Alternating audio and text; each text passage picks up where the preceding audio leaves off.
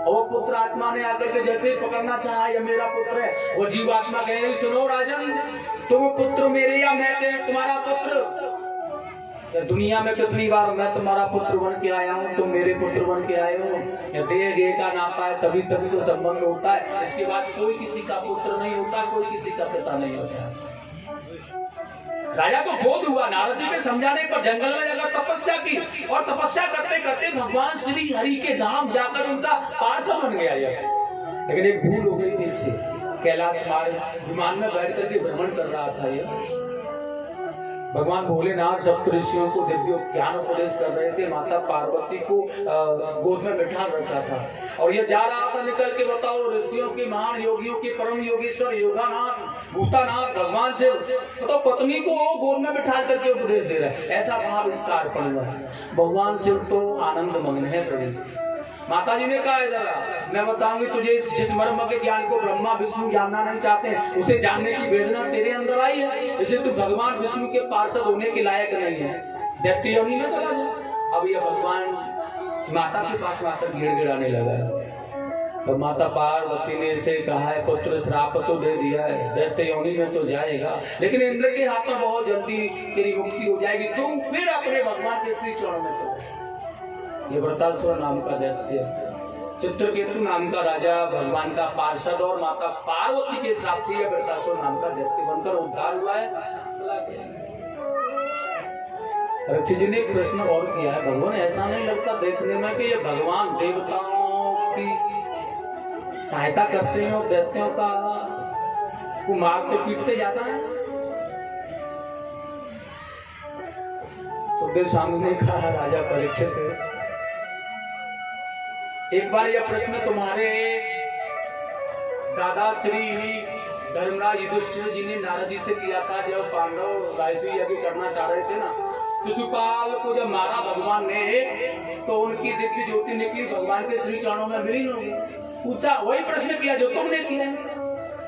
तब उन्होंने बताया था, भगवान कभी भी किसी के साथ पक्षपात नहीं करते, बस समभाव रखते हैं, बिल्कुल समभाव, बिल्कुल आनंदमय था।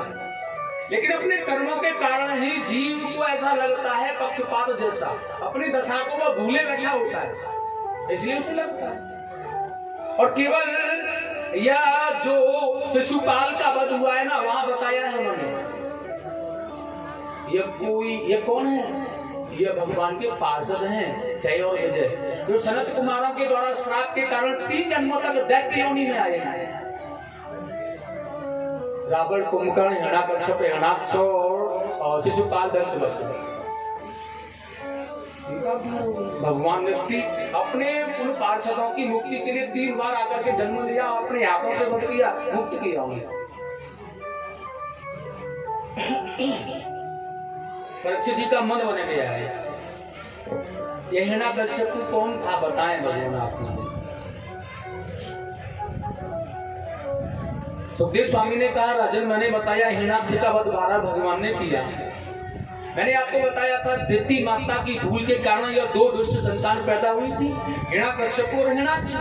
संध्या काले चतुर कुमार वर्जयित, तो मैंने आपको बताया कौन कौन से कारण जो माता दिति से भूल हुई। हिरण्याक्ष का वध 12 भगवान ने कर दिया, लेकिन हिरण्याकश्यप ने देखा कि विष्णु ने, नारायण ने मेरे भाई का वध किया, ईर्ष्या से जलने लगा। तो बहुत बड़ा उपदेश दे रहा, जब ये सभी परिवार के लोग रो रहे हैं ना, माताएं हैं आदि, तो बड़ा उपदेश दे रहा है, मेरा भाई वीर गति को प्राप्त हुआ है, माताओं वीर पुरुषों के लिए रोया नहीं जाता है। ठीक उसी प्रकार जैसे प्याऊ लगा करके जल पिलाने वाला व्यक्ति जल पिलाता है, और पानी पीने वाले व्यक्ति पानी पी करके चले जाते हैं। बाय हृदय किसी कारण से अगर किसी भी पानी पिलाने वाले व्यक्ति को और वह पूछ लेता है कहां से आए हो, और संबंध निकल आता है रिश्तेदारी का, फिर घर पर नहीं ले जाता है, तो फिर क्या होता है? परेशानी आती है ना। रिश्तेदार है, रिश्तेदारी का संबंध है, घर ले जाना पड़ेगा और खिलाना पिलाना पड़ेगा, खातिरदारी करनी पड़ेगी। फिर अब एक बात और बताइए, फिर उस पानी पिलाने वाली व्यक्ति का कर्म क्या रहा? भटक जाएगा ना पथ मार्ग से। हिरण्याकश्यप बड़ा उपदेश दे रहा अपने परिवार वालों को, लेकिन आज राज सिंहासन पर जाकर के बैठा और मंत्रियों से सलाह करने लगा, यह नारायण का वध कैसे हो।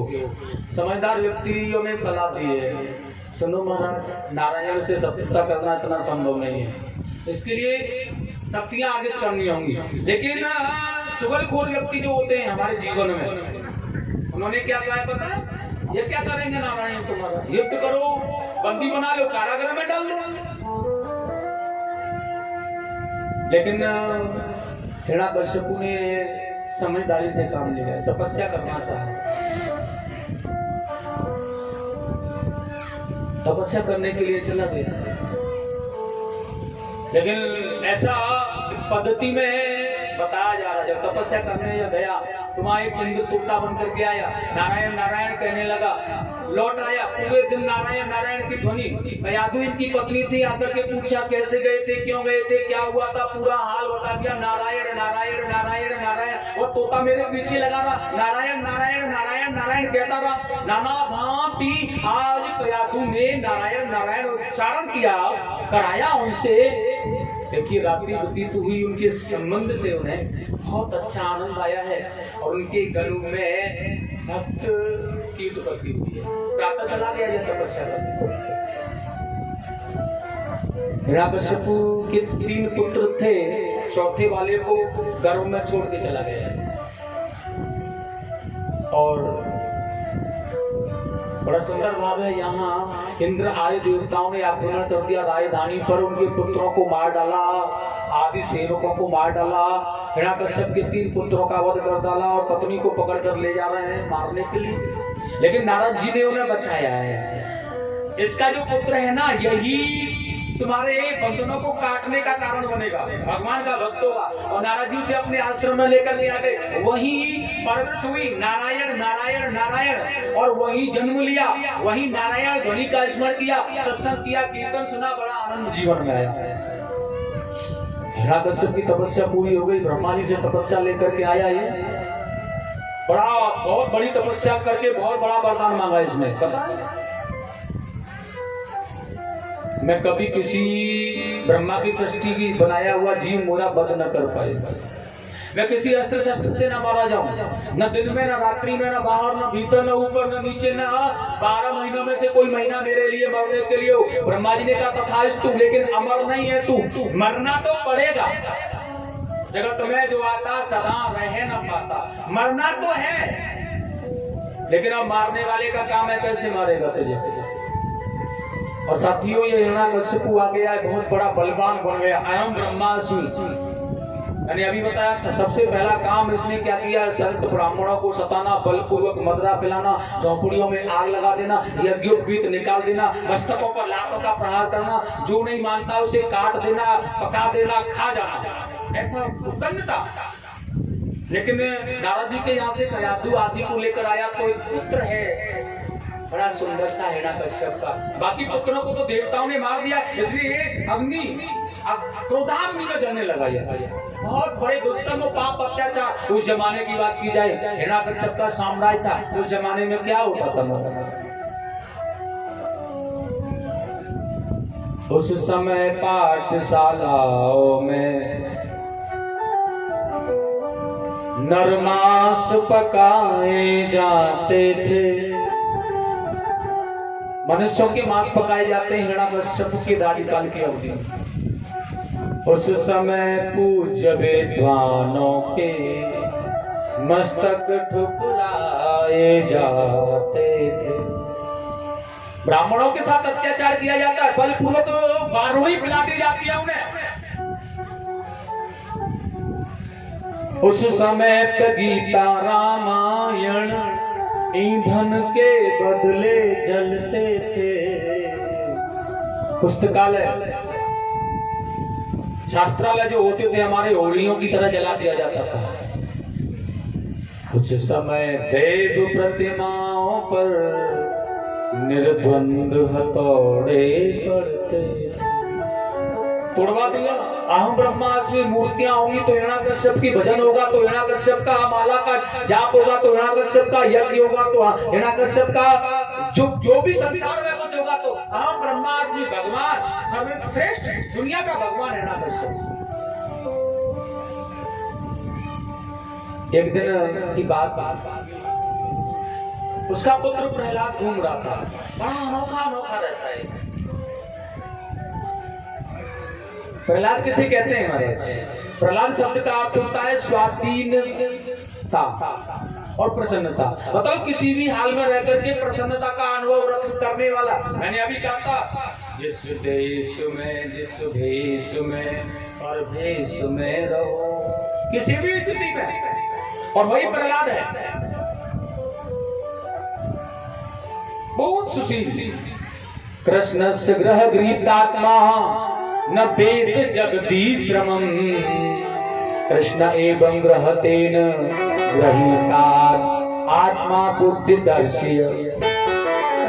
प्रहलाद रूपी बुद्धि को कृष्ण रूपी ग्रह ने पकड़ लिया है महाराज। दुनिया में किसी में सामर्थ्य हो तो निकाल के ले जाए, दुनिया में किसी में भी सामर्थ्य हो निकाल लो, बिल्कुल। क्योंकि जो प्रहलाद रूपी बुद्धि है ना, यह कृष्ण रूपी ग्रह में बंद है। और किस में सामर्थ्य है जो यहाँ से निकाल के ले जाए इसे? इसलिए घूम रहा है प्रहलाद। देव बहुत पाप अत्याचार हुआ है। माता पृथ्वी गाय का रूप रख के देवताओं के पास में चली गई। भगवान से कहा है, हे प्रभु रक्षा करो। भगवान ने कहा संकट टल जाएगा, धैर्य धारण करो। जब जब होए धर्म की हानि, बाढ़े असुर अधम अभिमानी, तब तब प्रभु धर्म विविध शरीरा, मनुज शरीरा, नासै दुष्ट हरै जन पीरा।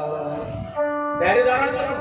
और इधर देखा है, बालक को अति प्यार से गोद लिया बैठा और पूछा, तुम्हें संसार में है किससे अति प्यार? किससे प्यार करते हो तुम? प्रहलाद जी ने कहा है, आज पिताजी मुझे तो केवल एक ही जगह अच्छा लगता है, एक ही जगह प्यार करता हूँ। कहाँ पर करते हो, किससे करते हो? बड़ा सुंदर कहा है, हरि को नाम सदा सुखदायक, बापू अपने चेत, और जो चाहो भव बंधन काटन, प्रेम से प्रभु की भक्ति करो। पिताश्री भगवान का नाम है ना, नाम प्रभु को शांतिदायक, बापू अपने मन में धरो, जो चाहो भव बंधन काटन, तो प्रेम से प्रभु की भक्ति करो। देखा नारद जी के पास से आया ना, इसलिए सुनो।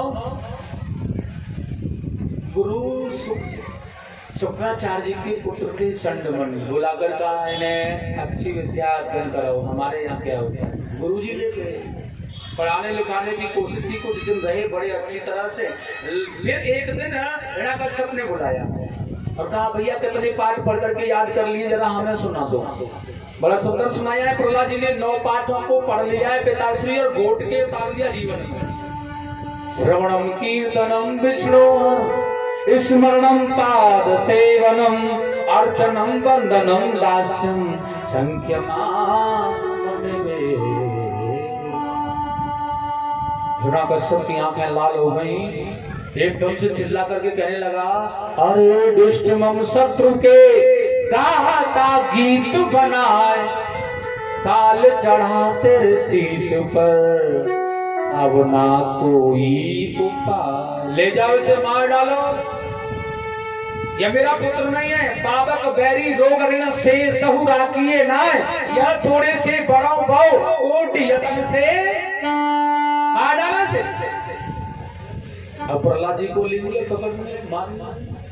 बड़ा सुंदर पासनी सुभांत के अगाध मीर गोरे रात, तीर तलवारों से ये मार मार गिरते गिराए दयो डर कौन ने किया, तब मत बारे भारे हाथी तर डारे हैं, फिर सिर ओढ़ ले अग्नि माए जा रे, और पीछे भीड़ ये लगाए नाम पारे। बाबते के प्रेम में मगन कछु जाने नहीं, ऐसे प्रहलाद पूरे प्रेम मत वाले हैं। पर्वतों से नीचे गिरा दिया, जल में डुबोया, 3 तलवारों का प्रहार किया, होलिका को बुला करके जलवाने का प्रयत्न किया, लेकिन स्वयं जल गई, इनका बाल बांका नहीं हुआ है। काले काले विषयी सड़कों से दसवाने का हाथियों के नीचे डाल दिया है, बहुत यातना दी जा रही है, लेकिन किसी भी प्रकार प्रहलाद का कोई बाल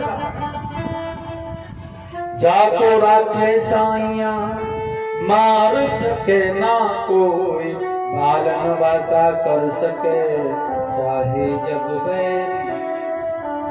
कौन जिसे भगवान को चाहते हैं, कौन मार सकता है? बड़ा सुंदर भाव है महाराज।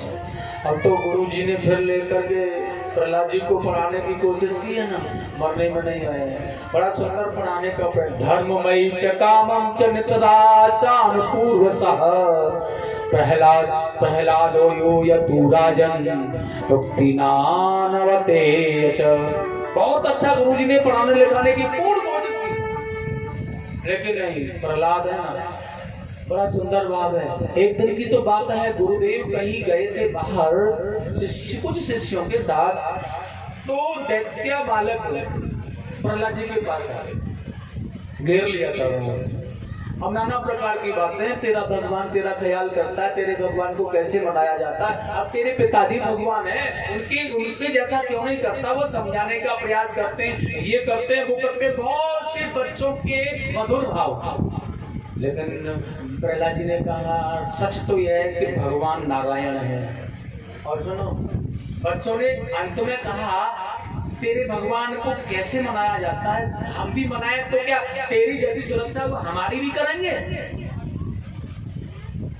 प्रहलाद जी ने कहा हाँ करेंगे। तो कैसे? बड़ा सुंदर गीत, बहुत सुंदर। मेरा गोपाल गिरधारी जमाने से निराला है, रंगीला है रसीला है, न गोरा है न काला है। मेरा गोपाल गिरधारी जमाने से निराला। बड़ा सुंदर कीर्तन चल रहा है, बड़ा आनंद आ रहा है।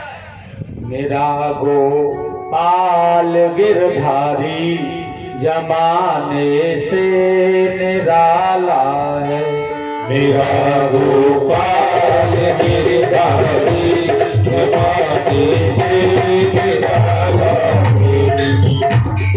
निराला है, निराला है, रंगीला है रसीला है, निराला है, निराला है, रसीला है, रसीला है।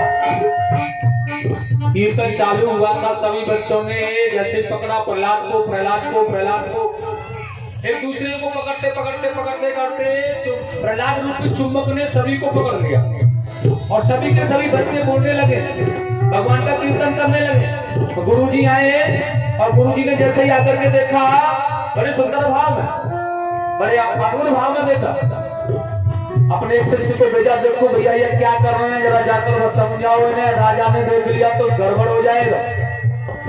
अब तो एक शिष्य जैसे ही दौड़ करके आया, प्रहलाद जी को यूं पकड़ा ना, और प्रहलाद जी को जैसे ही पकड़ा वो भी गाने लगा, मोहे लागी लगन हरि दर्शन की, मोहे लागी लगन हरि दर्शन की, मोहे लागी लगन